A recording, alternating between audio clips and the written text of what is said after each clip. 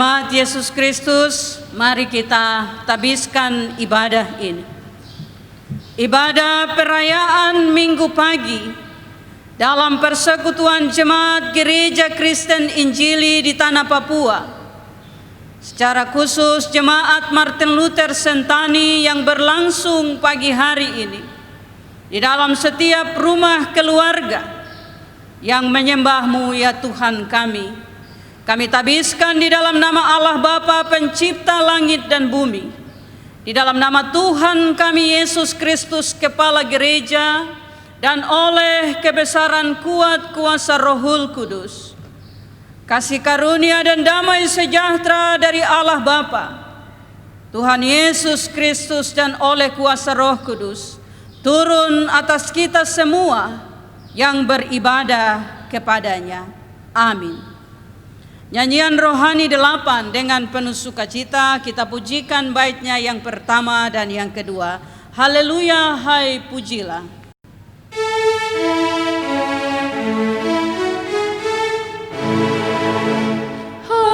Haleluya, hai pujilah, muliakan Bapa dan sembah.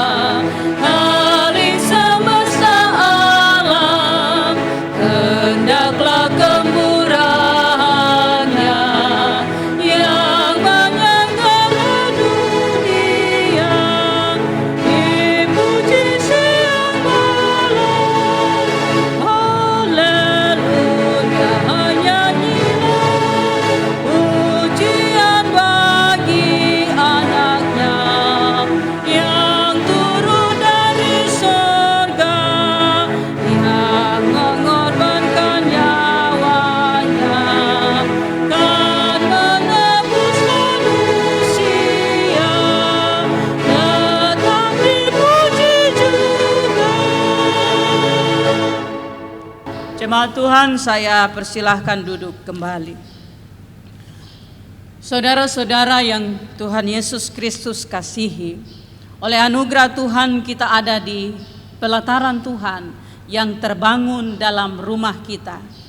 Karena itu, sebelum kita lebih jauh masuk ke dalam penyembahan kepada Allah Tuhan kita, baiklah kita merendahkan diri dan mengaku dosa kita kepada Tuhan, karena kita percaya Allah kita adalah Allah yang penuh dengan belas kasihan, Allah yang panjang sabar dan berlimpah dengan kasih setia.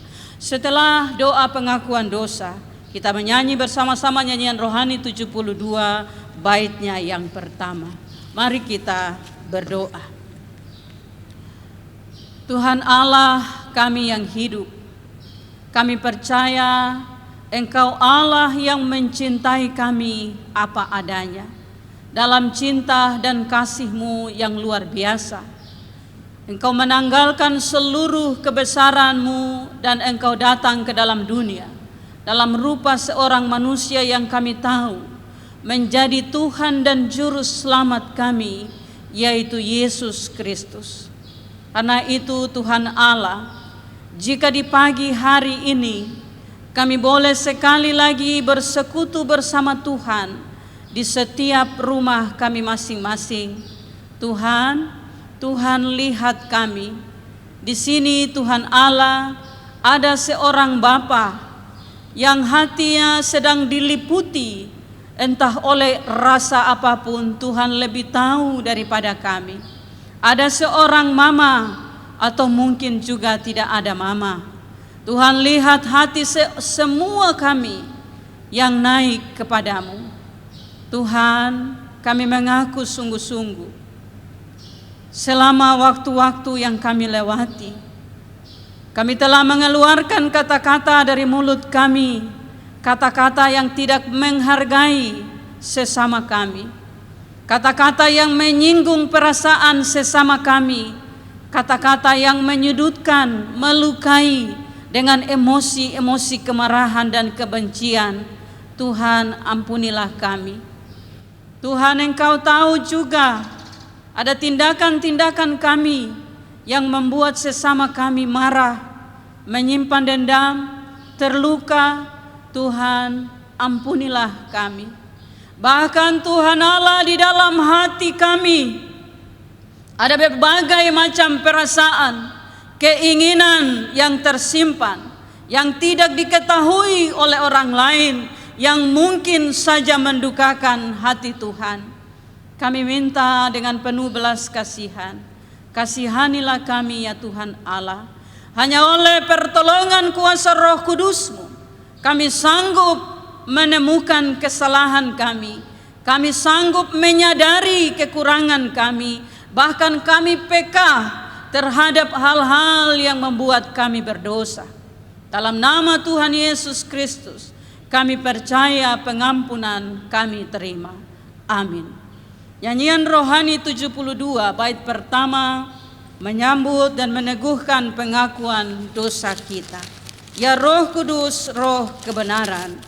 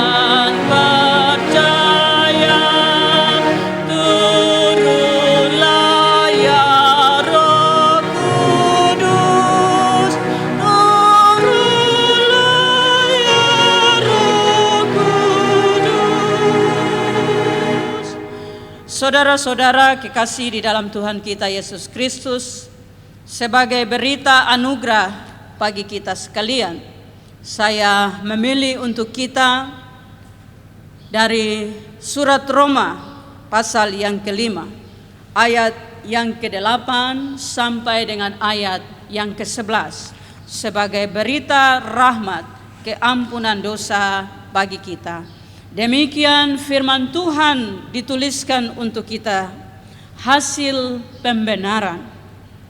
Akan tetapi Allah menunjukkan kasih-Nya kepada kita oleh karena Kristus telah mati untuk kita ketika kita masih berdosa.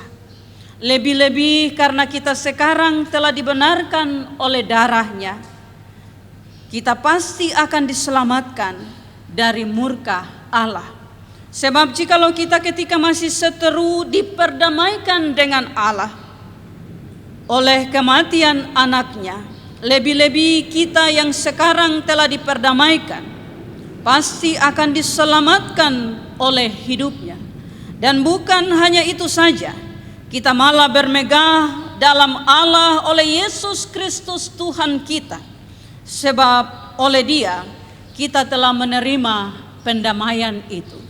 Demikian berita anugerah keampunan bagi kita dengan sukacita. Nyanyian rohani 72 bait yang kedua menyambut anugerah pengampunan dosa bagi kita. Berilah oleh kaum semua.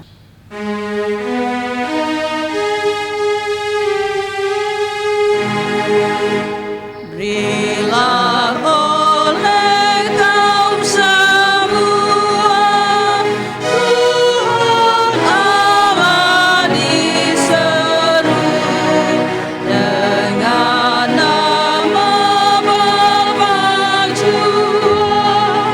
oleh pengajaran-Mu. Ajar kami jalan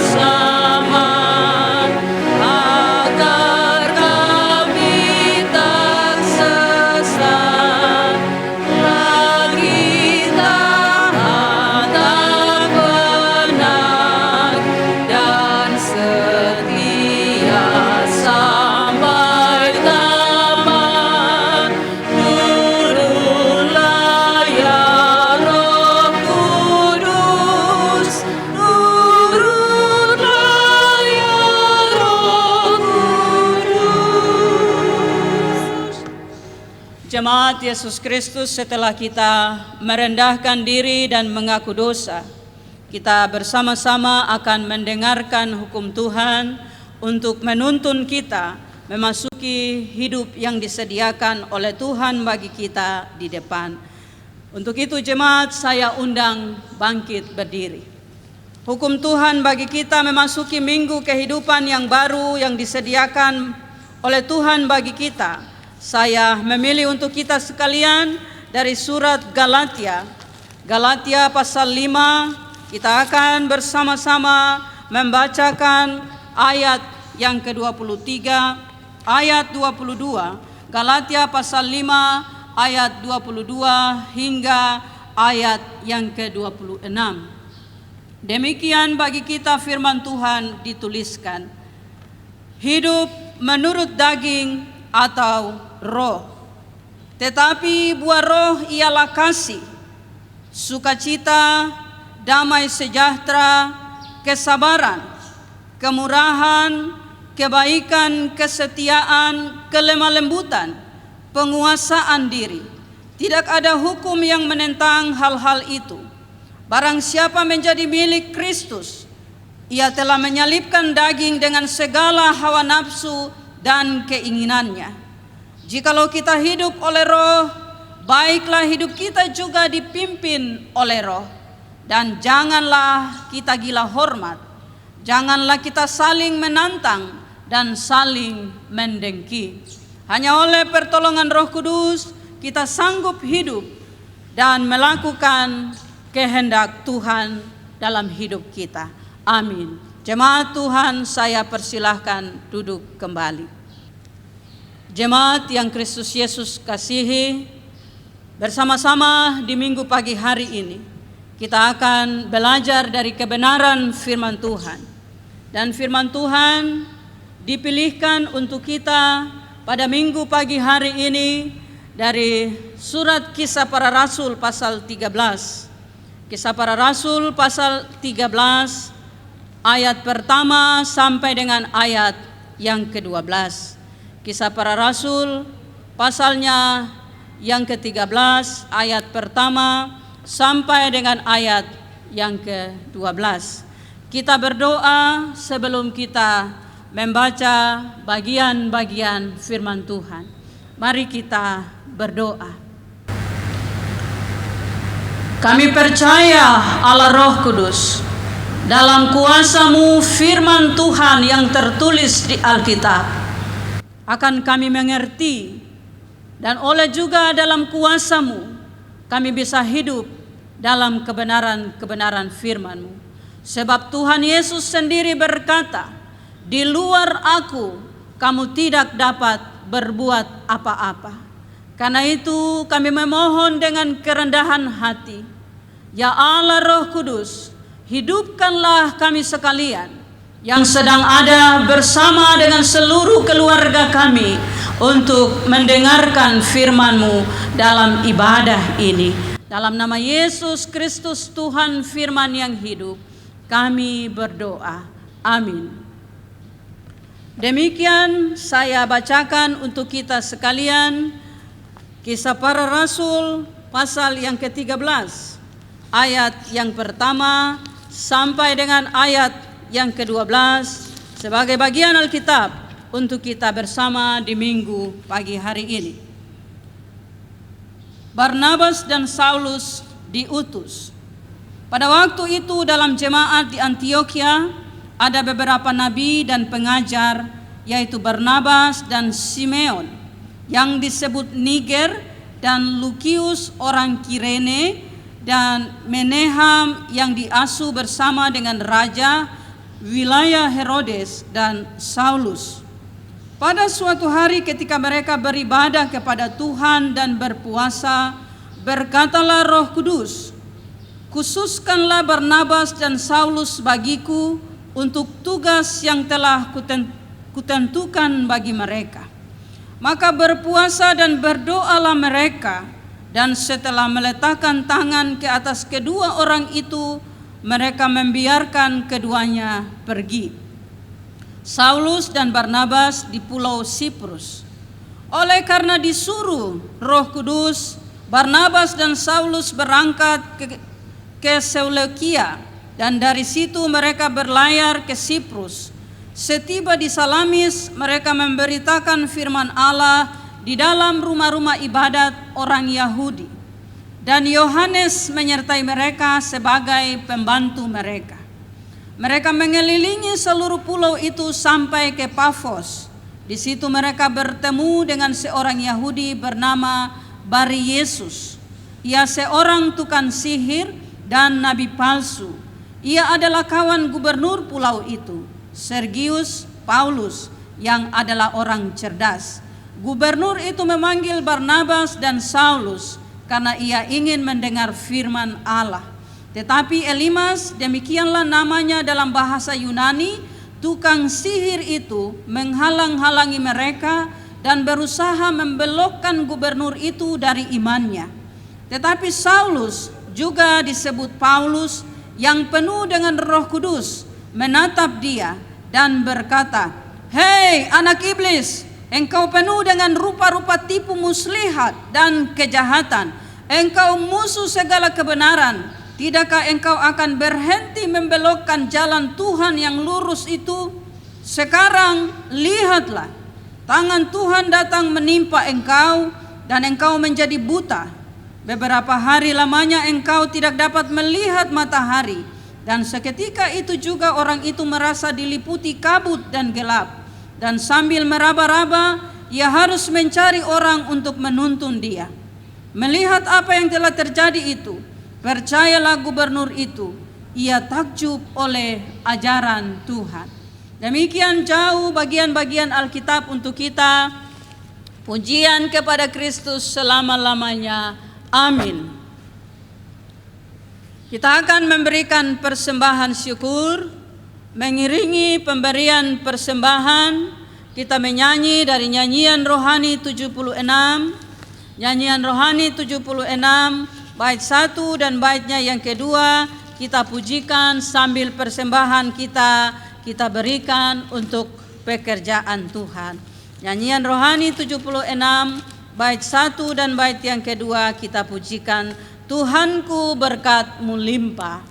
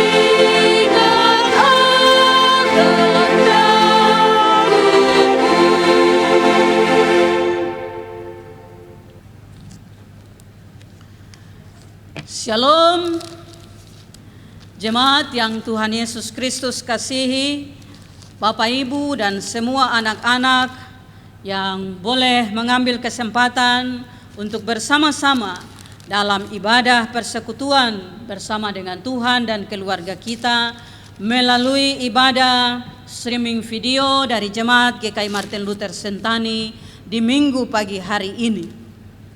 Kasih karunia Tuhan terus memberi bagi kita kemampuan, kerinduan dalam persekutuan bersama dengan Tuhan, lebih-lebih kerinduan untuk belajar dari kebenaran firman Tuhan. Jemaat yang Kristus Yesus kasihi, di Minggu pagi hari ini, sebagaimana bagian bacaan yang telah kita baca tadi, yaitu surat Kisah Para Rasul pasal 13 ayat 1 sampai dengan ayat yang ke-12 di minggu yang kedua di bulan Juni ini. Tema yang diberikan untuk kita secara sinodal sebagaimana biasanya dalam GKI di Tanah Papua pada minggu pagi hari ini berdasarkan pada Kisah Rasul pasal 13 ayat 1 sampai dengan ayat 12 adalah kuasa Roh Kudus. Kuasa Roh Kudus.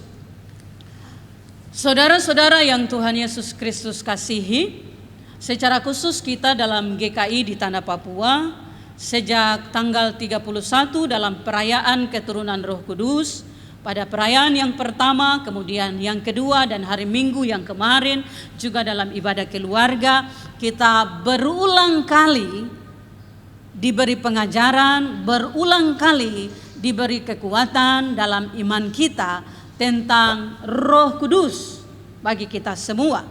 Di hari Pentakosta yang pertama kita belajar dalam tema ketika Roh Kudus turun. Kemudian pada perayaan Pentakosta yang kedua kita belajar tentang karunia Roh Kudus bersifat universal. Lalu kemarin kita lagi belajar tentang rupa-rupa karunia.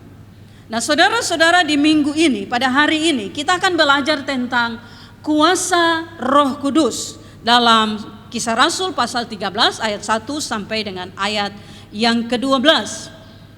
Nah, saya sendiri berpikir dan kemudian mencoba membuat satu pertanyaan kecil tentang kuasa Roh Kudus. Kalau kita baca di sini, bahkan kita lihat para rasul sejak peristiwa Pentakosta, mereka itu terima kuasa langsung dari Tuhan, dari Allah. Mereka itu terima kuasa langsung dari apa yang Tuhan Yesus sudah janjikan kepada para murid. Lalu bagaimana dengan kita yang hari ini hidup di 2020 tahun kemudian setelah Yesus Kristus? Bagaimana supaya kita juga dikuasai oleh Roh Kudus? Pada ibadah perayaan Pentakosta yang pertama saya jelaskan juga tentang karunia atau ciri-ciri orang yang dikuasai Roh Kudus. Tapi khususnya di hari ini dalam Kisah Rasul pasal 13 ayat 1 sampai 12 kita mau belajar dalam konteks ini dengan pertanyaan kecil, bagaimana saya mengerti dan juga dipenuhi oleh kuasa Roh Kudus. Bagaimana saya mengerti kuasa Roh Kudus dan juga dipenuhi oleh kuasa Roh Kudus. Sebab kita sudah tahu ciri-ciri orang yang dipenuhi oleh Roh Kudus. Tapi bagaimana caranya ya supaya saya juga dipenuhi oleh kuasa Roh Kudus dan bagaimana saya mengerti kuasa Roh Kudus itu dalam hidup saya.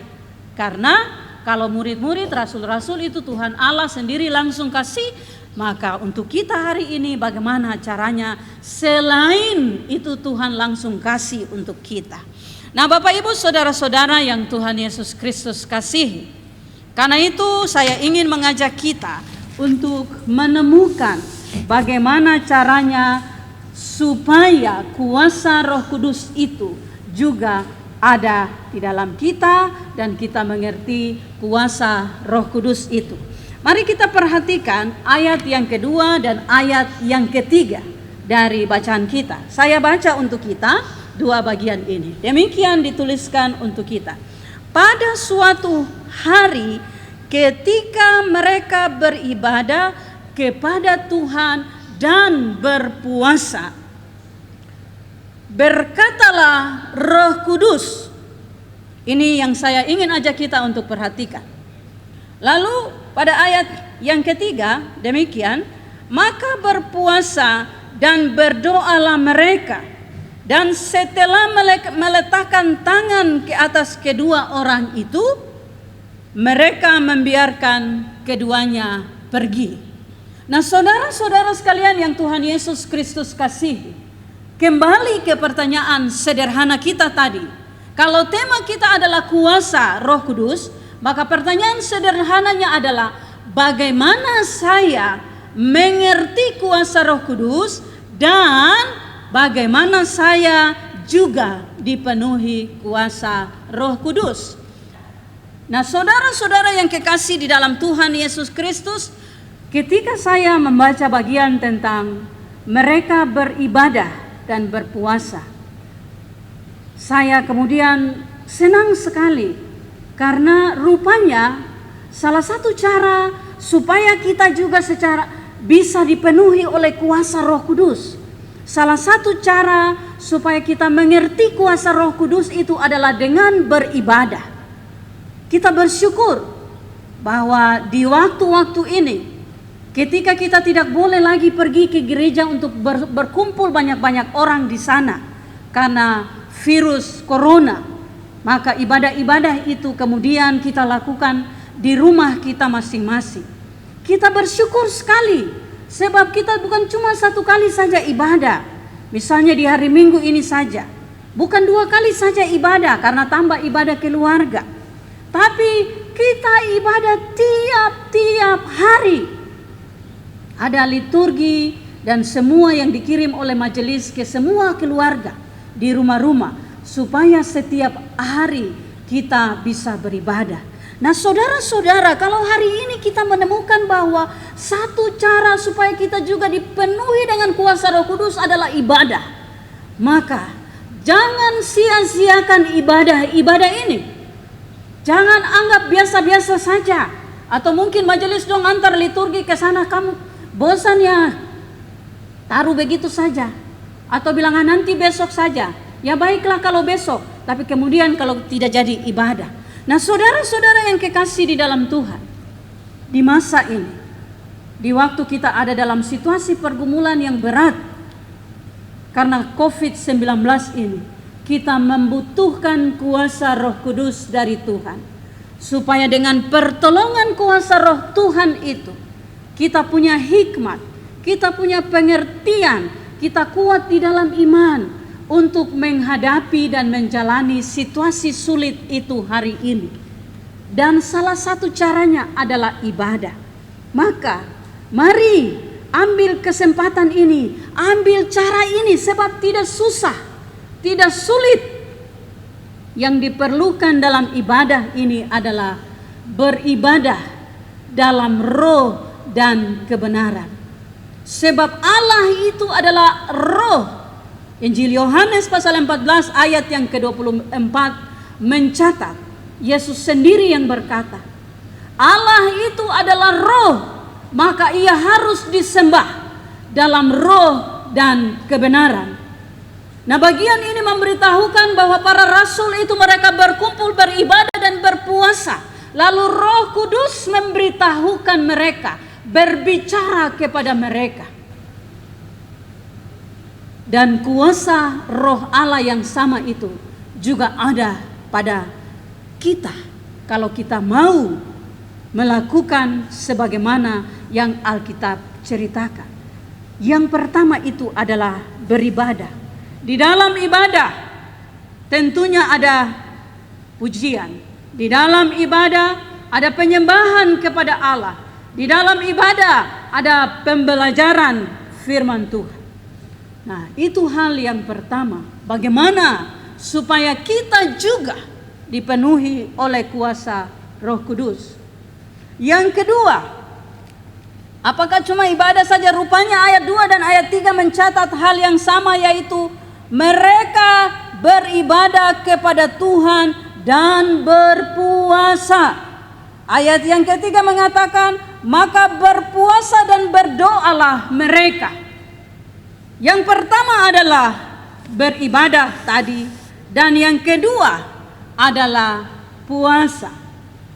Nah, saudara-saudara kekasih di dalam Tuhan, rupanya Roh Kudus itu berbicara kepada para rasul sebelum mereka mengutus Saulus dan Barnabas atau Paulus itu. Mereka melakukan ibadah dan puasa, berdoa dan puasa.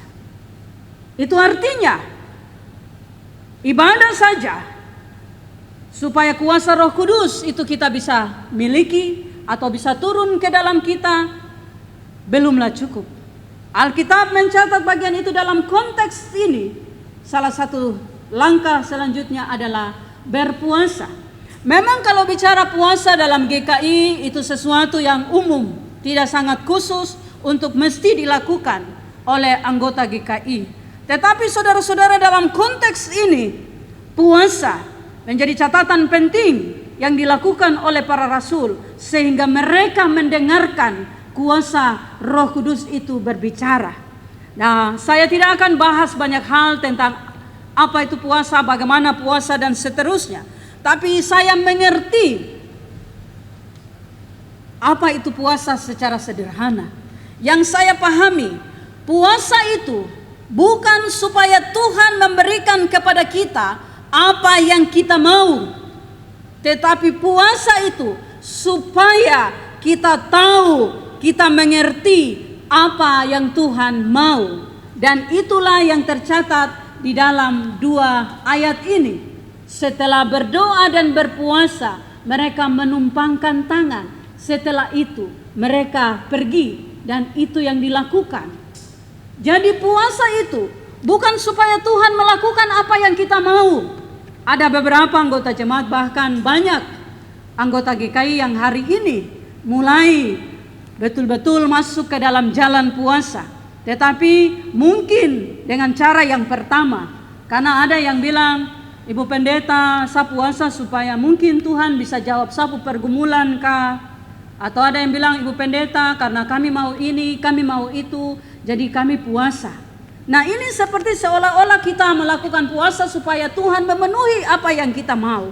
Tetapi sesungguhnya puasa itu adalah supaya kita mengerti apa yang Tuhan mau bagi kita.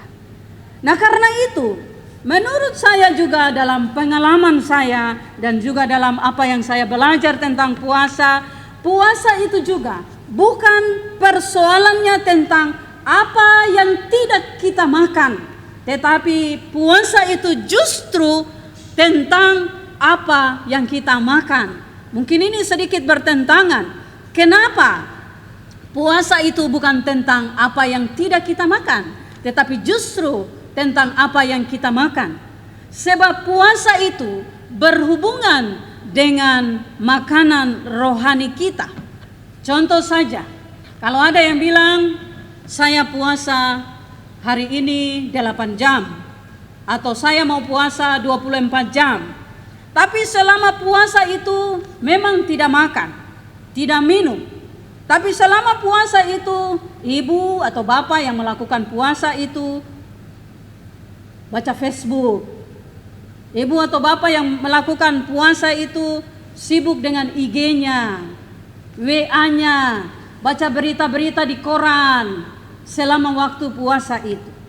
Maka yang menjadi makanan bagi ibu dan bapak selama masa puasa itu adalah IG-nya, Facebook-nya, WA-nya, bacaan-bacaan di luar dari firman Tuhan. Karena itu puasa bukan soal apa yang tidak kita makan, tapi tentang apa yang kita makan. Sehingga puasa punya hubungan dengan doa dan membaca firman Tuhan. Puasa punya hubungan dengan beribadah. Jadi selama puasa yang kita penuhi dan beri makan adalah roh kita. Sehingga selama puasa makanan kita adalah firman Tuhan. Karena itulah Tuhan Yesus dalam percakapan dengan seorang perempuan Samaria di sumur Yakub, Tuhan Yesus bilang untuk perempuan itu, tetapi barang siapa yang minum air yang akan kuberikan kepadanya, ia tidak akan haus selama-lamanya.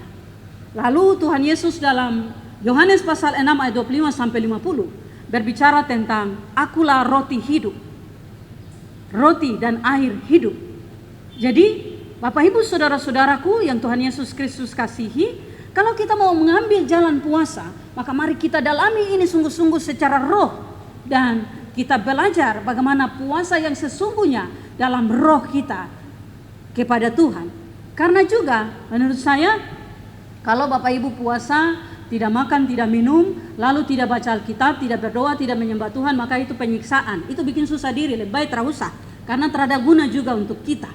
Sebab selama itu kita menyiksa tubuh jasmani kita supaya kita harap Tuhan kasih apa yang kita mau. Padahal puasa itu supaya kita tahu apa yang Tuhan mau untuk kita. Itu bagian ini. Nah saudara-saudara, sehingga menurut bagian bacaan kita pada pagi hari ini, Kisah Para Rasul pasal 13 ayat 1 sampai 12, kita menemukan dua cara bagaimana supaya kita juga dipenuhi kuasa Roh Kudus dan mengerti kuasa Roh Kudus. Lalu kita menemukan dalam bagian ini di ayat yang ke-6 sampai dengan ayat yang ke-12 bagaimana Saulus atau Paulus itu memperoleh kekuatan, kepekaan dari Tuhan karena kuasa Roh Kudus, sehingga ia berani, sehingga ia tahu apa yang Tuhan tentukan dan tetapkan baginya dalam pelayanannya sebagai seorang rasul yang telah diberi tanggung jawab oleh Tuhan pada bagian hidupnya, dan secara khusus dalam pengalaman di cerita Kisah Rasul pasal 13 ayat yang pertama sampai dengan ayat yang ke-12. Karena itu kita percaya Roh Kudus itu sudah diberikan oleh Allah bagi semua orang yang percaya kepadanya. Tetapi supaya Roh Kudus itu tetap tinggal di dalam kita dan berkuasa di hidup kita, dan kita peka, kita mengerti, kita tahu, maka kita perlu selalu terhubung dengan Tuhan dalam ibadah-ibadah kita dan juga berjuang untuk melakukan puasa. Karena itu saudara-saudaraku yang Kristus Yesus kasihi, mari kita belajar untuk juga mengambil waktu puasa.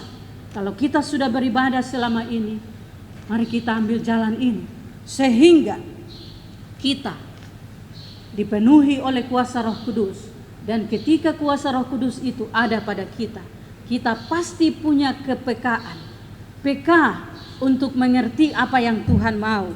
Peka untuk tahu apa yang Tuhan mau. Peka untuk menyadari segala hal yang berhubungan dengan kehendak Tuhan. Tuhan Yesus Kristus yang telah menjanjikan kuasa Roh Kudus dan telah menggenapinya itu, kiranya menolong kita supaya kita sanggup mengambil dua jalan ini, sehingga kuasa Roh Kudus itu juga ada pada kita, kita mengenalnya dan hidup di dalamnya tiap-tiap hari. Amin. Jemaat yang Tuhan Yesus Kristus kasihi, saya mengundang Sidi Jemaat bangkit berdiri. Bersama-sama kita akan mengaku iman percaya kita. Bersama-sama kita mengaku iman percaya kita sesuai dengan pengakuan iman rasuli. Kita mengatakannya bersama-sama. Aku percaya kepada Allah Bapa yang Maha Kuasa, Khalik langit dan bumi, dan kepada Yesus Kristus anaknya yang tunggal Tuhan kita, yang dikandung daripada Roh Kudus, lahir dari anak darah Maria, yang menderita di bawah pemerintahan Pontius Pilatus, disalibkan, mati dan dikuburkan, turun ke dalam kerajaan maut, pada hari yang ketiga bangkit pula dari antara orang mati, naik ke surga, duduk di sebelah kanan Allah Bapa yang Maha Kuasa, dan akan datang dari sana untuk menghakimi orang yang hidup dan yang mati. Aku percaya kepada Roh Kudus, gereja yang kudus dan am, persekutuan orang kudus, pengampunan dosa, kebangkitan daging, dan hidup yang kekal. Amin. Jemaat Tuhan, saya persilahkan duduk kembali.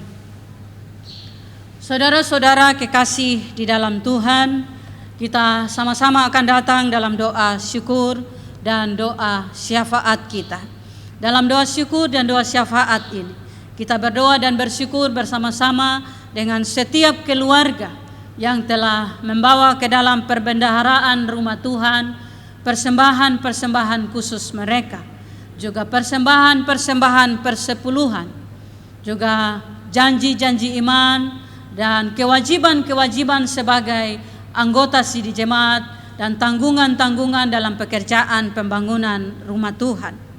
Dalam doa ini juga kita mendoakan seluruh orang tua kita dalam masa tua mereka, para lansia dari kelompok 1 sampai dengan kelompok 12. Kita berdoa untuk semua anggota jemaat yang ada di rumah-rumah maupun di rumah sakit yang sedang dalam keadaan sakit.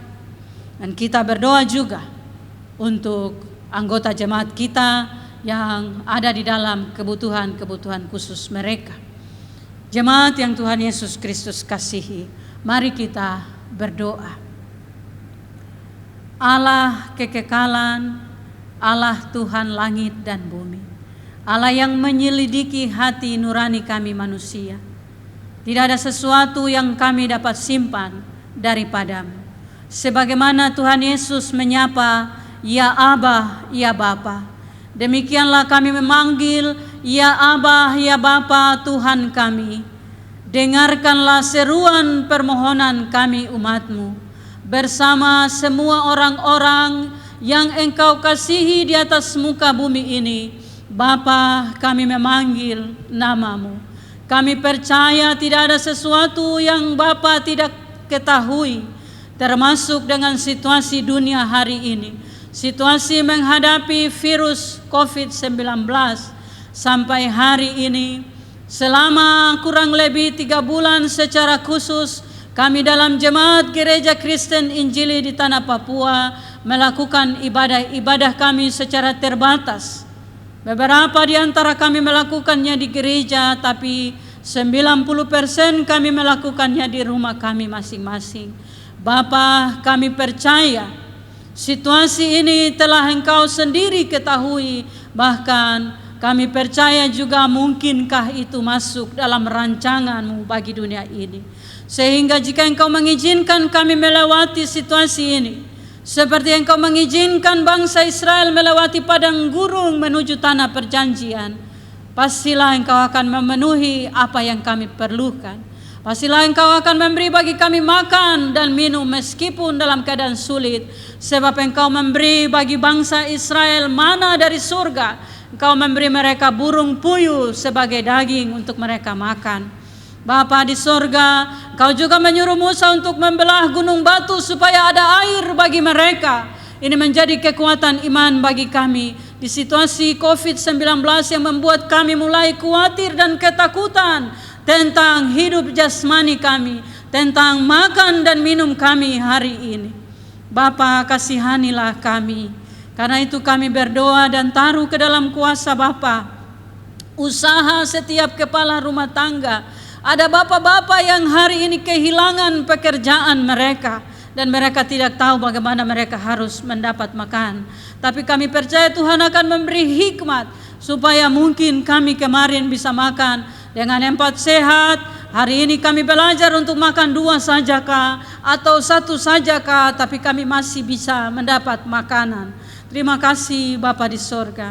Kami berdoa untuk pemerintah bangsa dan negara kami. Kalau hari ini kami akan masuk dalam new normal, mungkin kami juga bisa bilang pemerintah kami sudah menyerahkan. Jadi mereka punya cara yang lain seperti ini. Sebab virus ini masih ada sampai hari ini.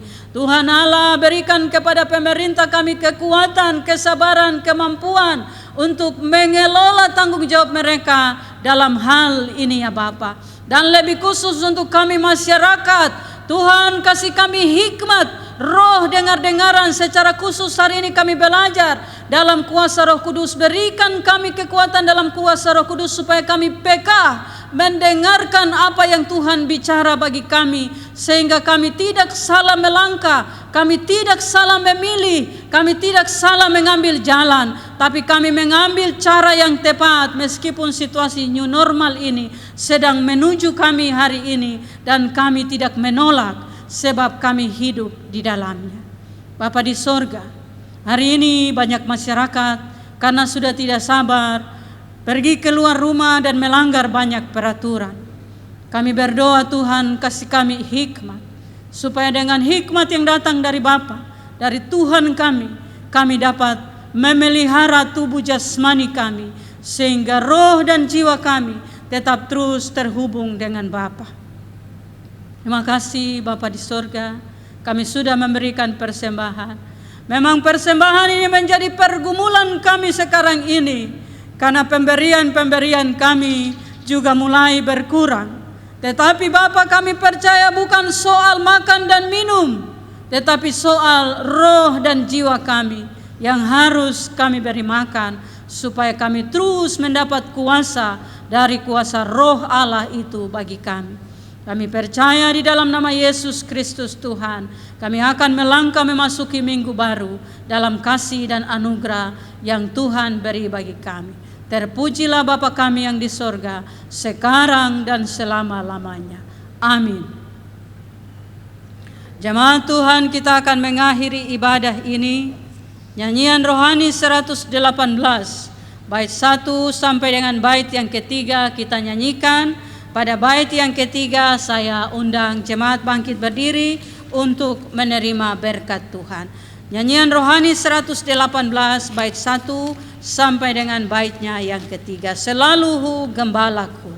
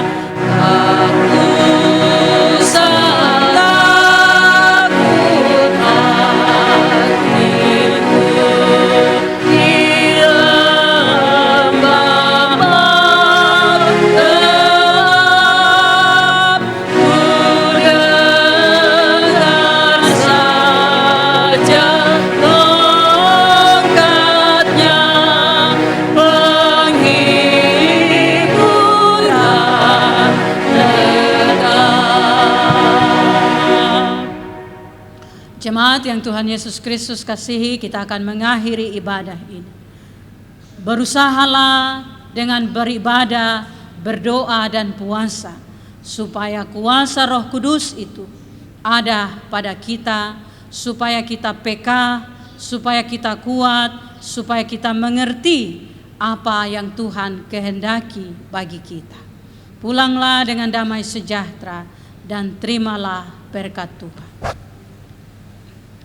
Allah Tuhan langit dan bumi, di dalam Yesus Kristus Juru Selamat kita, oleh kebesaran kuat kuasa Roh Kudus-Nya, menyertai kita, memimpin, menuntun dan melindungi kita sekalian, sekarang ini sampai selama-lamanya.